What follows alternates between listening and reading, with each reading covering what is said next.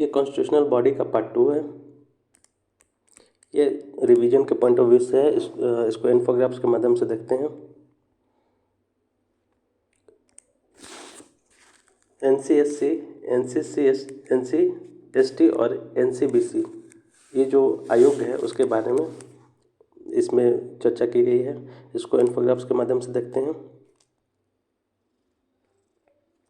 1950 में मूल संविधान अनुसूचित जातियों एवं अनुसूचित जनजातियों के लिए विशेष अधिकारी की नियुक्ति करता है। इसके बाद 1978 में एक प्रस्ताव के माध्यम से अनुसूचित जातियों और अनुसूचित जनजातियों के लिए एक गैर सांविधिक बहुसदस्यीय आयोग का गठन किया गया था। कब? 1978 में। इसके बाद 1987 में एक अन्य प्रस्ताव के माध्यम से गैर सांविधिक आयोग का नाम परिवर्तित करके राष्ट्रीय अनुसूचित जाति एवं जनजाति आयोग किया गया। कब? 1987 में। वहीं 1990 में जो है 65वां संविधान संशोधन अधिनियम 1990, इसके माध्यम से अनुसूचित जातियों एवं अनुसूचित जनजातियों के लिए बहुसदस्यीय राष्ट्रीय आयोग यानी कि संवैधानिक संस्था का गठन किया गया। कब? 1990 में, 1990 में। नेक्स्ट है 1993 में राष्ट्रीय पिछड़ा वर्ग आयोग अधिनियम 1993 के माध्यम से सांविधिक निकाय के रूप में राष्ट्रीय पिछड़ा वर्ग आयोग का गठन किया गया। राष्ट्रीय पिछड़ा वर्ग आयोग का गठन किया गया था 1993 में। फिर 2003 में 89वां संविधान संशोधन अधिनियम, इसके द्वारा अनुसूचित जातियों एवं अनुसूचित जनजातियों के लिए संयुक्त आयोग को पृथक कर 2 अलग अलग राष्ट्रीय आयोगों तथा राष्ट्रीय अनुसूचित जाति आयोग और राष्ट्रीय अनुसूचित जनजाति आयोग का गठन किया गया 2003 में। इसके बाद जो है 2018 में 102वां संविधान संशोधन अधिनियम, इसने राष्ट्रीय पिछड़ा वर्ग आयोग यानी कि NCBC को संवैधानिक दर्जा प्रदान किया।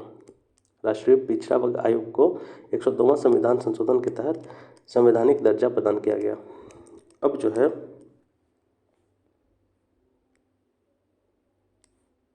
इन संस्थाओं का संविधान के किस अनुच्छेद में चर्चा है उसके बारे में देखते हैं। अनुच्छेद 338 में NCST की चर्चा है। अनुच्छेद 338 में इसमें क्या है, इसकी संरचना जो है अध्यक्ष, उपाध्यक्ष और 3 अन्य सदस्य, एक अध्यक्ष, एक उपाध्यक्ष एवं 3 अन्य सदस्य मिलकर के ये NCST का गठन किया गया है। इसके बाद है NCST के बारे में इसकी चर्चा जो है अनुच्छेद 338A में की गई है। अनुसूचित जनजाति आयोग की चर्चा जो है अनुच्छेद 338A में किया गया है। इसमें जो है एक अध्यक्ष, एक उपाध्यक्ष और 3 अन्य सदस्य होते हैं। वहीं जो है राष्ट्रीय पिछड़ा वर्ग आयोग के बारे में देखें तो इसकी चर्चा जो है अनुच्छेद 338B 2018 में इसको अनुच्छेद 338B में शामिल किया गया। इसमें भी जो है एक अध्यक्ष, एक उपाध्यक्ष और 3 अन्य सदस्य होते हैं। इसके अध्यक्षों और सदस्यों की नियुक्ति जो है राष्ट्रपति के द्वारा किया जाता है। सारे का जो है राष्ट्रपति के द्वारा ही नियुक्ति किया जाता है। इनका जो कार्यकाल है राष्ट्रपति द्वारा नियम बनाकर निर्धारित किया जाता है। कार्यकाल और जो सेवा शर्तें हैं इन आयोगों के अध्यक्ष और सदस्यों का, वो राष्ट्रपति द्वारा नियम बनाकर निर्धारित किया जा सकता है। नेक्स्ट है वर्तमान नियमों के तहत अगर इनका कार्यकाल देखें तो 3 वर्षों का होता है। इनका जो कार्यकाल होता है वो 3 वर्षों का होता है। अधिकतम 2 कार्यकाल के लिए ही नियुक्त किए जा सकते हैं। इनके अध्यक्ष और सदस्य जो हैं अधिकतम 2 कार्यकाल के लिए ही नियुक्त किए जा सकते हैं। अब इनके जो अध्यक्ष और सदस्य है उसकी पात्रता के बारे में देखते हैं कि किन्हें जो है अध्यक्ष और सदस्य नियुक्त किया जा सकता है। अध्यक्ष से संबंधित लक्षित समूहों जैसे कि अनुसूचित जाति और अनुसूचित जनजाति तथा सामाजिक और शैक्षणिक रूप से पिछड़े वर्ग के प्रख्यात सामाजिक राजनीतिक कार्यकर्ताओं में से नियुक्त किया जाता है या नियुक्त किया जाएगा।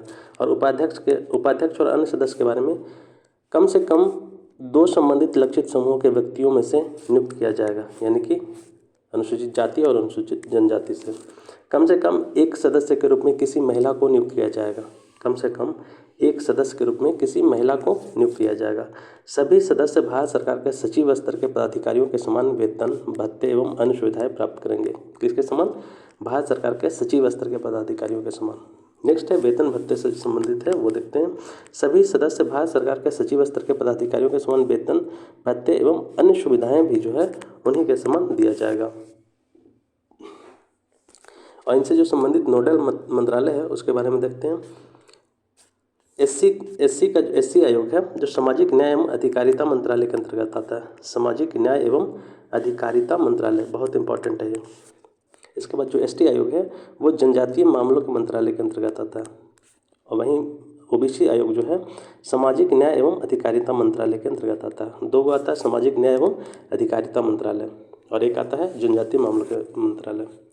नेक्स्ट है रक्षित वर्ग और समुदाय के बारे में देखते हैं। अनुसूचित जाति एवं आंग्ल भारतीय समुदाय इसके अंतर्गत आएंगे और जो एसटी आयोग है उसके अंतर्गत आएंगे अनुसूचित जनजाति और ओबीसी आयोग के अंतर्गत आएंगे सामाजिक एवं शैक्षिक रूप से पिछड़े वर्ग इसमें आएंगे। रिपोर्ट किसको देते हैं ये आयोग? ये अपनी वार्षिक रिपोर्ट राष्ट्रपति को सौंपते हैं। किसे सौंपते हैं? राष्ट्रपति को। राष्ट्रपति ऐसी सभी रिपोर्टों के साथ किसी भी सिफारिश को अस्वीकार करने के कारणों से संबंधित ज्ञापन को भी संसद के समक्ष रखवाते हैं और राष्ट्रपति जो है इस रिपोर्ट को संसद के समक्ष रखवाते हैं। नेक्स्ट है इनकी शक्तियाँ क्या है उसके बारे में देखते हैं। किसी भी मामले की जांच करते समय इनके पास मुकदमे की सुनवाई करने से संबंधित सिविल न्यायालय की जो शक्तियाँ होती है वो शक्तियाँ इनमें निहित होती हैं। ये सिविल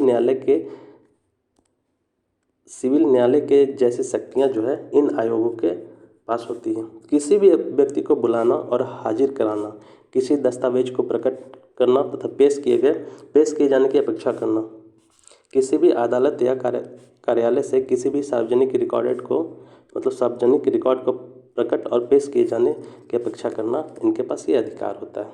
नेक्स्ट जो है इनके कार्य से संबंधित देखते हैं। ऊपर दिए गए संबंधित लक्षित समूह के संबंध में है। पहला जो है उनके संवैधानिक और अन्य कानूनी रक्षोपाय से संबंधित सभी मामलों की जांच पड़ताल और निगरानी करना, यानी कि जो तीनों आयोग है उनसे रिलेटेड है। उनके अधिकारों और रक्षोपायों की वंचना के संबंध में विशिष्ट शिकायतों की जांच पड़ताल करना। नेक्स्ट है सामाजिक आर्थिक विकास के विषय में सलाह देना तथा उनसे संबंधित योजनाओं के निर्माण में भाग लेना, साथ ही केंद्र व किसी राज्य के अधीन उनके विकास से संबंधित कार्यों का मूल्यांकन करना। नेक्स्ट है उनके रक्षोपायों के प्रभावी कार्यान्वयन के लिए संघ तथा राज्य द्वारा किए जाने वाले उपायों और उनके संरक्षण, कल्याण और सामाजिक आर्थिक विकास के लिए अन्य उपायों के बारे में सिफारिश करना। नेक्स्ट है किए जाने वाले उपायों के संबंध में विशेष रूप से NCST जो शेड्यूल ट्राइब्स हैं, शेड्यूल ट्राइब्स आयोग को सौंपे गए कुछ अतिरिक्त कार्य जो हैं वो देखते हैं। वन क्षेत्रों में रहने वाले अनुसूचित जनजातियों के लोगों के लिए लघु वनोपज पर स्वामित्व का अधिकार देने संबंधी उपाय करना। नेक्स्ट है खनिज संसाधन, जल संसाधन आदि के मामलों में कानून के अनुसार जनजातीय समुदायों के अधिकारों को सुरक्षित रखने से संबंधित उपाय करना, ये NCST आयोग का काम है। नेक्स्ट है विकास परियोजनाओं द्वारा विस्थापित जनजातीय समूहों के लिए राहत और पुनर्वास उपायों की प्रभावशीलता में सुधार संबंधी उपाय करना। इसके बाद जो है वनों की रक्षा और सामाजिक पुनर्रूपण करने के लिए जनजातीय समुदायों का अधिकतम सहयोग और भागीदारी प्राप्त करने के उपाय करना। इसके बाद है पंचायत उपबंध अधिनियम पेशा, यानी कि जो पेशा अधिनियम है 1996 का पूर्ण कार्यान्वयन सुनिश्चित करने संबंधी उपाय करना। नेक्स्ट है झूम खेती की प्रथा को कम करना और अंततः इसे समाप्त करने संबंधी उपाय करना। ये सब ST आयोग का ही काम है। इसके बाद है त्यागपत्र एवं पद से हटाना। इनके अध्यक्ष और जो सदस्य हैं उनको पद से कैसे हटाया जा सकता है उसके बारे में देखते हैं। तीनों आयोगों के अध्यक्ष और उपाध्यक्ष तथा कोई अन्य सदस्य राष्ट्रपति को संबोधित अपने हस्ताक्षर सहित लिखित सूचना द्वारा अपना पद त्याग सकते हैं। इसके बाद है अध्यक्ष को कदाचार के आधार पर उच्चतम न्यायालय की जांच के बाद दोषी पाए जाने पर राष्ट्रपति के आदेश द्वारा पद से हटाया जा सकता है। क्या है? अध्यक्ष को कदाचार के आधार पर उच्चतम न्यायालय, ठीक है ना, जो सुप्रीम कोर्ट है, सुप्रीम कोर्ट की जांच के बाद दोषी पाए जाने पर राष्ट्रपति के आदेश द्वारा पद से हटाया जा सकता है। इसके बाद है राष्ट्रपति आदेश द्वारा अध्यक्ष, उपाध्यक्ष या किसी सदस्य को पद से हटा सकता है यदि वह व्यक्ति दिवालिया घोषित हो जाता है, किसी अपराध जिसमें राष्ट्रपति की राय में नैतिक पतन शामिल है, ठीक ठीक है। कोई ऐसा अपराध ये अध्यक्ष या सदस्य करते हैं जिसमें कि राष्ट्रपति की राय में नैतिक पतन है के लिए दोषी ठहराया जाता है और उसे कारावास की सज़ा सुनाई जाती है। नेक्स्ट है, राष्ट्रपति की राय में मानसिक या शारीरिक अक्षमता के कारण अपने पद पर बने रहने के लिए अयोग्य हो जाते हैं तो उन्हें भी राष्ट्रपति हटा सकते हैं। नेक्स्ट है, राष्ट्रपति की राय में उसने अपने पद का इस प्रकार दुरुपयोग किया हो कि उसका पद पर बने रहना संबंधित लक्षित समूह के लिए हानिकारक हो तो राष्ट्रपति हटा सकते हैं। अब नेक्स्ट जो है वो है भाषाई अल्पसंख्यक वर्गों के लिए विशेष प्राधिकारी। इसके बारे में जानते हैं। भाषाई अल्पसंख्यक वर्ग का निर्धारण राज्यवार आधार पर किया जाता है। इसके अंतर्गत उन लोगों का समूह आता है जिनकी मातृभाषा राज्य के किसी भाग के बहुसंख्यकों की मातृभाषा से अलग होती है। यह मूल संविधान का हिस्सा नहीं था। यह जो था मूल संविधान का हिस्सा नहीं था। राज्य पुनर्गठन आयोग 1953 से 55 ने इस संबंध में सिफारिश की थी। 7वें संविधान संशोधन अधिनियम 1956 7वें संविधान संशोधन अधिनियम 1956 के द्वारा संविधान में एक नया अनुच्छेद 350B शामिल किया गया। अब इसके पदों के बारे में देखते हैं। अनुच्छेद 350B भाषाई अल्पसंख्यक वर्गों के लिए राष्ट्रपति एक विशेष अधिकारी नियुक्त करेगा।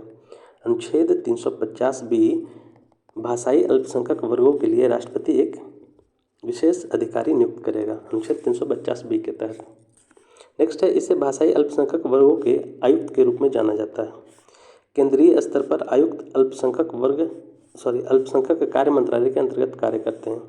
केंद्रीय स्तर पर जो है आयुक्त जो हैं अल्पसंख्यक कार्य मंत्रालय के अंतर्गत कार्य करते हैं। इनके कर्तव्य क्या हैं वो देखते हैं। राष्ट्रपति को वार्षिक रिपोर्ट सौंपना। राष्ट्रपति ऐसी सभी रिपोर्ट्स को संसद के प्रत्येक सदन के समक्ष रखवाता है और संबंधित राज्यों की सरकारों को भेजता है। संविधान के तहत भाषाई अल्पसंख्यक वर्गों के लिए प्रदान किए गए रक्षोपायों से संबंधित सभी मामलों की जांच करना, ये इनका काम है। और इसी तरह से आपका पार्ट 2 भी कंप्लीट हुआ।